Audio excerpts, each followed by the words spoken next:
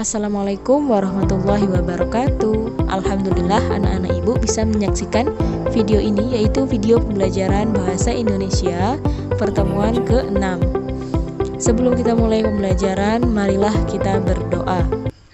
Silahkan jeda video ini untuk memulai berdoa. Berdoa dimulai.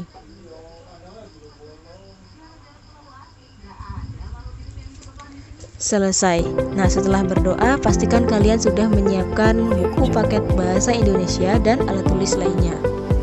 Pada pertemuan kali ini, yaitu pertemuan ke-6, kita akan belajar menyimpulkan hasil identifikasi pidato persuasif.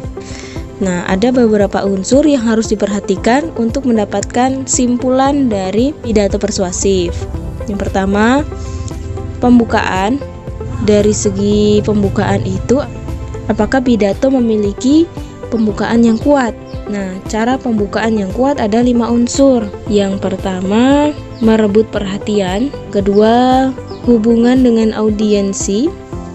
Jadi ketika menyampaikan pidato, itu kan seolah-olah kita sedang berbicara kepada audiensi ya. Memang sedang berbicara ya.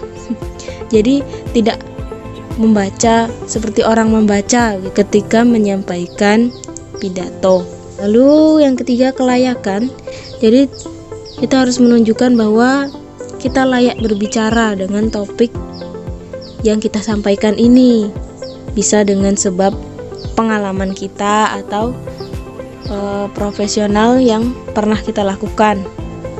Namun tetap dilakukan dengan santun dan berdasarkan data. Jadi ketika menyampaikan pidato persuasif, bukan hanya sekedar berbicara, tetapi harus berdasarkan data.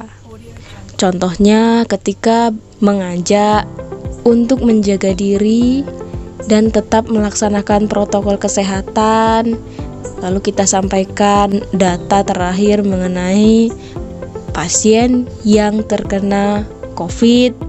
Tentu kita harus berdasarkan data ya, menyampaikan jumlah pasien terakhir ini ada berapa. Tidak bisa asal bicara gitu ya, harus sesuai fakta juga. Lalu tujuan. Nah, jelaskan apa harapan kita setelah pidato selesai. Jadi harapan kita apa? Tujuan kita menyampaikan pidato itu apa? Lalu peta jalan. Jadi kita menyampaikan pidato itu kepada audiens. Kita katakan kepada audiens ya, pokok-pokok pikiran pidato, inti dari pidato itu pada pembukaan ya, disampaikan pada pembukaan.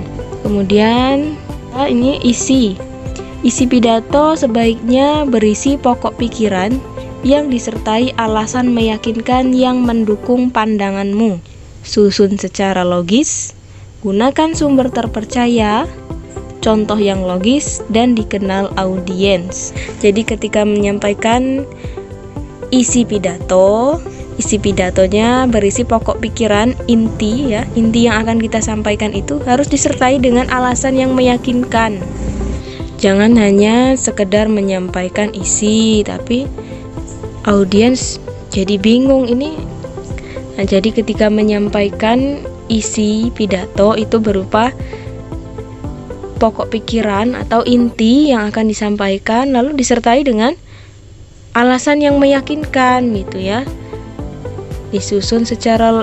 Susunannya secara logis yang menggunakan sumber terpercaya, contoh yang logis, contoh yang masuk akal, dan dikenal audiens. Lalu yang terakhir, penutup. Cara menutup pidato yang menarik dan mengesankan. Di penutup ini juga terdapat kesimpulan apa yang kita sampaikan, apa yang kita himbau pada audiens gitu.